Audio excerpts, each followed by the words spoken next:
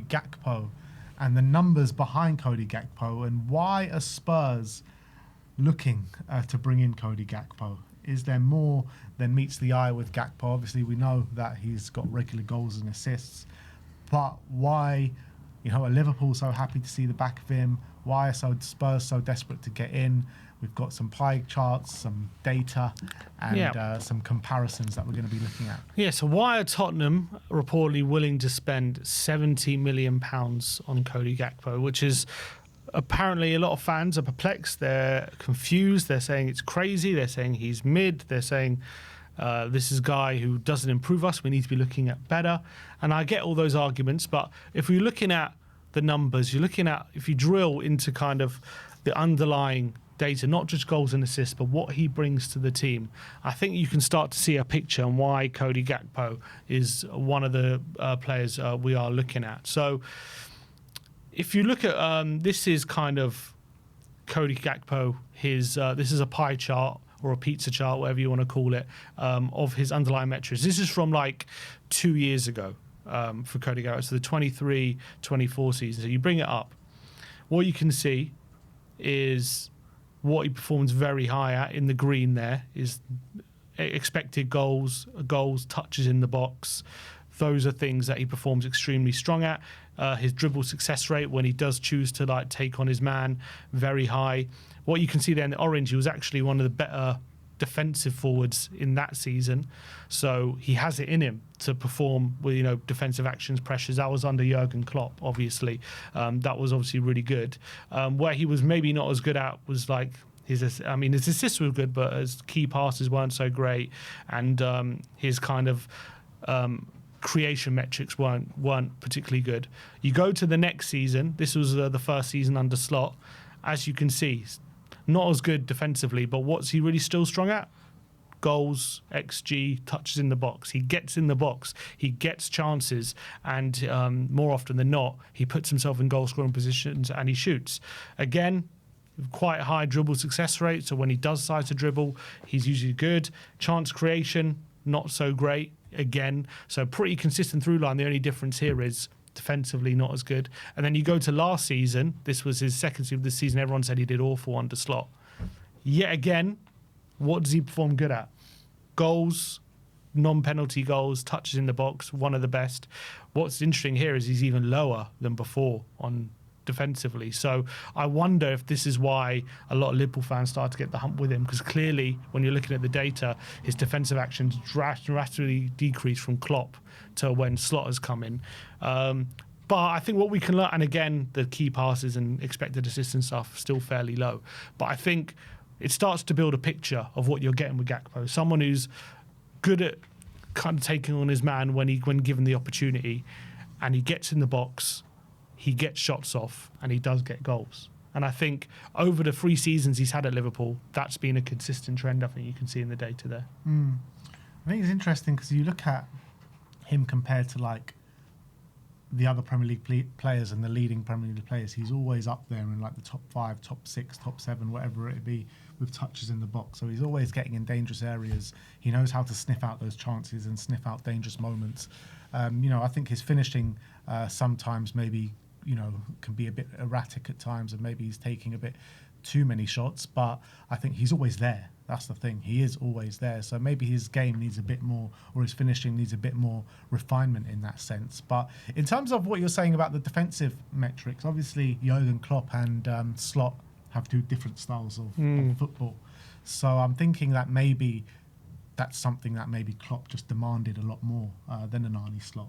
Yeah, potentially, but also I think it's proven that when Klopp was there, his defensive numbers were up, so he is capable of being kind of the first, defending from the front, that kind of forward. And obviously under Slot, it was different. They were maybe a bit more controlled, and less helter-skelter, rock and roll, and they were more trying to control the game. And actually, their out of possession stuff wasn't particularly impressive, I felt, under Arne Slot, but in possession was very different. But I think definitely you can see that he just provides that goal threat. And yes, he's not the most creative, but that's why we want Savinho. That's what we want Kudus for. They've got those roles, and then Gakpo obviously fulfills what's missing in the squad, which is that ability to get in the box. Now let's compare him to our current left wingers, and as well I've added Savinho because he's potentially coming. But I'm comparing him to Gakpo, to Tel, Kudus, and Savinho. So you've got Gakpo in the orange, you've got Kudus in the blue, Tel in the purple, and Savinho in the red. So what you can see there is in the top, it's the shots, non-penalty shots, touch in the box, non-penalty goals, non-penalty XG along the top, and then along the bottom you've got crosses, key passes, and you've got XG and stuff like that. So what can you see from this graph? What is he filling that we don't currently have in our wingers? Exactly what's missing, isn't he? He's exactly filling all the wingers we have. None of them perform well when it comes to shots, touches in the box, goals, XG. Obviously, this is last season under Frank, so it does have to be caveated. But I think it does paint a bit of a picture when it comes to what Gakpo's role is going to fulfill compared to the current wingers that we do have, which is the current wingers are all performing much better than Gakpo when it comes to crosses and key passes and stuff like that, and XG assisted. But when it comes to shots, touches in the box, non-penalty XG, Gakpo well outperforms all the wingers that we have, and Savinho as well, who are linked with. So I think you can see that's what Gakpo's kind of going to be brought in to fulfill. That's the role he's going to be brought in to fulfill, and that's exactly what we're missing. The thing is, though, it's interesting, like what we've seen from De Zerbi so far with his wingers is like they're more kind of like touchline wingers, and they play quite wide. That's not really Gakpo's game, though, is it? Like maybe we're going to see like a different kind of thing with Gakpo, because Gakpo's usually kind of drifts inside. He does drift inside, but I wouldn't necessarily say he doesn't like to hug the touchline. He does like to do that. He just likes to get the ball and drift inside. He's not the kind of winger who's going to regularly go on the outside and create chances to the byline. He will usually pick up the ball and drift in, but he doesn't usually pick up the ball from an inside position. He does like to pick it up from out wide. That's what I've noticed about Gakpo. But he doesn't usually go on the outside that much. No. He's always like, that's what I'm saying, like the Spurs wingers have usually been kind of trying to go on the outside a bit. Sorry, Spurs wingers are trying to go. Sorry, De Zerbi wingers. De Zerbi wingers, yeah. Are trying to go on the outside. I think he wants a mix. I think he wants the wingers to find the solutions. And I think obviously we're going to get Savinho, who loves to go on the outside. Kudus can go either way. He likes to cut inside and go on the outside. Yeah. And I think Gakpo will obviously be the kind of winger he brings in who provides just that little bit of goal threat. Tel does both as well. Like Tel's like comfortable going on the outside and then cutting inside and taking a shot as well. Like Gakpo is probably the only one that maybe is not so comfortable going on the outside too much. But Gakpo's also the only one who probably you're most comfortable with him on the run, taking the ball, cutting inside and getting a shot off. Yeah. If you look at the other wingers, none of them are that great. He'll be the most clinical winger that we have, that's for sure. Well, the one who's most direct to goal, I would say, than the other ones. So that's what he provides. However, I did compare him to some of the other targets that we've been kind of linked with or loosely linked with, or maybe other left winger targets that we could kind of look at if we were really pushing the belt out, and how he compares to those. So if you bring that up, I've compared him to like Rashford, who people liked, obviously Rafael Leao, who's been spoken about. Kenan Yildiz is another player, obviously, that's been highly thought of if we were to push the belt out. And as you can see, compared to those players, he's in the orange. You can see Yildiz is in the red. He performs really high in all these metrics. Rashford's in the blue, and Leao's in the green. You can see Gakpo doesn't really... what the difference I would say with these is Gakpo performs as good or slightly worse in the goal scoring and metrics, but also far worse in the creation metrics. So those wingers we're comparing him to, the reason maybe they're worth a bit more, or maybe a lot of fans are looking at them, is not only do they provide a goal threat, but they're also creative as well, and they provide, assists and crosses and that kind of stuff, where Gakpo is lacking in that.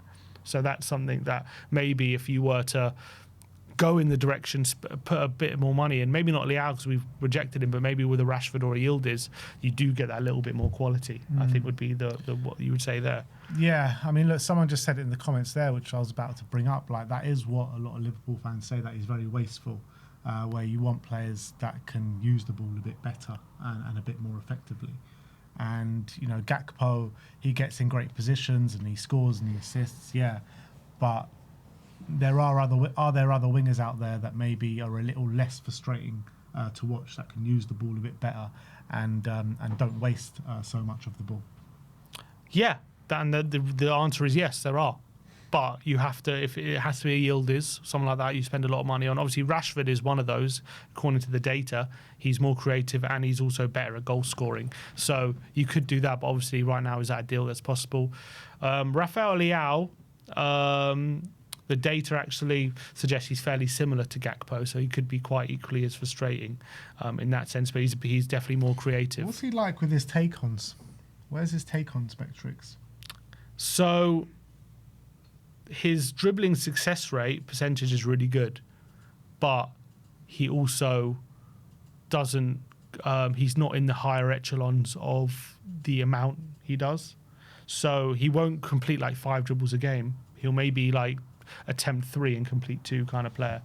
Whereas someone like a Kudus, he attempts or Savinho, they'll attempt like 10 and maybe complete 5 or something like that. Complete. So their success rate will be lower, but they'll be attempting more. Whereas Gakpo, his success rate is high, but he attempts less. I guess what this kind of says is that with the wingers that we have at the football club, with Mohamed Kudus, with a potential Savinho, with a Matisse Tel there as well, and you add Gakpo, it kind of does cover a lot of ranges of attributes that we want from our wingers.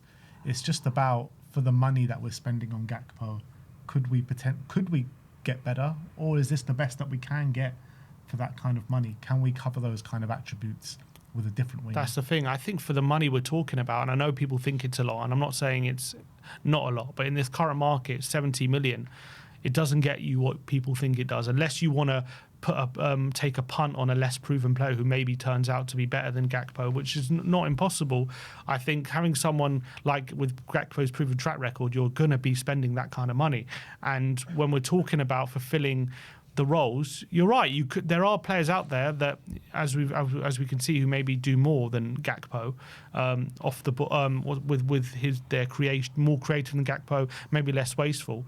But we have those creative players potentially. If we do sign Savinho, we have them in the squad already, so we have that role fulfilled. We are looking for something very specific. So if you're looking for someone who's going to be scoring goals and getting in those positions, the data suggests Gakpo is probably one of the best in the business at that in Europe's top 5 leagues when it comes to getting in those positions. So it's probably worth, even if it's a high price to pay, it's probably worth spending the money to get someone like that in.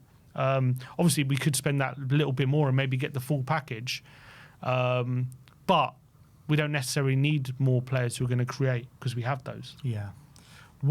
When you're looking at those 4 winger options going into next season, when you're looking at that, who do you think is the kind of the best wing pairings to go for in terms of when you want one creator and one maybe? Gakpo's got to be, one of the first names on the team sheet then, doesn't he? If he's the one that's more likely to get a goal or an assist.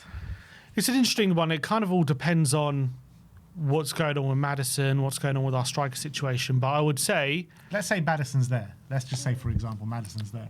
If Maddison's there, I would say the best might actually be, could potentially be Savinho and Kudus, just because if we can get Maddison in goal scoring positions and him in and around the box in those positions, and we have a good number 9 there. If we can get a good number 9, then I think the need for Gakpo in a lot of games, wouldn't be as much as the need of Savinho and Kudus just creating havoc on the wing, creating bucket loads of chances and the striker gobbling them up. Now, if we have, let's say, Solanke and Gallagher, you might need a Gakpo in there just to get that little bit more clinical edge in the final third. So it might be either a Savinho or Kudus with a Gakpo on that side as well. That would probably be, let's say right now, maybe Kudus is a little ahead of Savinho, so maybe Kudus and Gakpo might be the best winger pairing. The thing I'm thinking as well is just like, with Liverpool and the way they use their 9s, obviously Gakpo didn't really work there. But with the way De Zerbi uses them, do you reckon Gakpo could potentially work in a central role? I think he's got the attributes for it. There's no reason why not. I think he's tall, he's strong. Yeah. He's actually not bad in the air, and obviously he's a good finisher and can run in behind. I think he can maybe drop. I just think it might take an adjustment period for him to really properly get used to what De Zerbi wants. It might take a few weeks. I don't think he's going to come in and hit the ground running in that role, because De Zerbi wants specific things. But I think he's got the attributes for it. That's what I'm thinking, because if you've got pure creators like Savinho on the left, Kudus on the right, and Maddison in behind, or Javi, whoever it may be, and you've got Gakpo kind of in the box, and he can also drop deep and do a bit of link-up play. He can be a threat in the box as well for set pieces and stuff like that, or crosses in the box for headers. I think that might end up being his best role for Tottenham. Him being kind of like a false nine. Yeah. I mean, it's possible. It's very possible, and I think he's got good movement. He takes up good positions. I think it definitely could work. But for some reason, it hasn't worked great at Liverpool. Albeit there was, I mean, I saw his record in the 9. It wasn't horrendous, but it wasn't as good as it was when he's on the left. So I think he can play that role. He's obviously played that role for the Dutch team on occasion as well. They also prefer him off the left, though. Yeah, I think he probably works better if he had a strike partner with him than if he was kind of solely in a false 9 by himself. I think he might find himself a bit too isolated. But yeah, I think I wouldn't bring him in to do that role. I would still get a number 9 with him, but I would think it's one of those things where once he's in the team, and if you have other options, but if you consider, if you can see in training if he can do that role, maybe you give it a go on a few games. There's also another one where I compared him to like Pedro Neto, and there's Rashford as well. But obviously, no surprise, like Neto doesn't really, do as much as him when it comes to like the goal scoring and that kind of stuff. You can see Neto's in red. He outperforms him when it comes to the kind of XG and all that kind of stuff. So what's quite interesting as well, I was looking at, there's a scatter graph of like just the pure underlying data when it comes to his expected goals and expected XG against Europe's top 5 wingers, where he, like, if you just put him on a scatter graph, where he would appear compared to just wingers in the top 5 leagues. So this one, bring this one. This is from last season.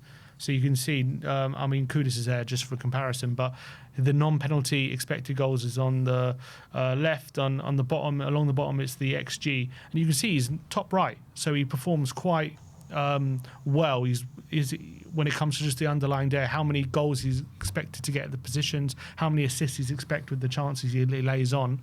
He's actually quite high. In when you compare him to wingers across top 5 leagues. If you go to last season, another one, again, similar position, right there on the top right.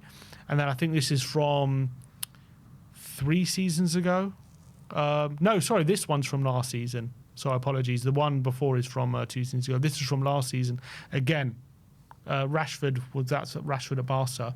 And this is Gakpo at Liverpool. Obviously, that's Neto at Chelsea as well on the left-hand side. But again, quite consistently, I think if you look at the underlying data, he performs very well when it comes to the goals he's expected to get and the XG. Now, what was interesting, I looked at how much he underperformed those numbers compared to the underlying data, and he was one of the top underperformers. So I guess when you look at that, from last season, he was one of the top underperformers. If we can get him reverting back to the mean, all of a sudden you could have a very high-performing winger there.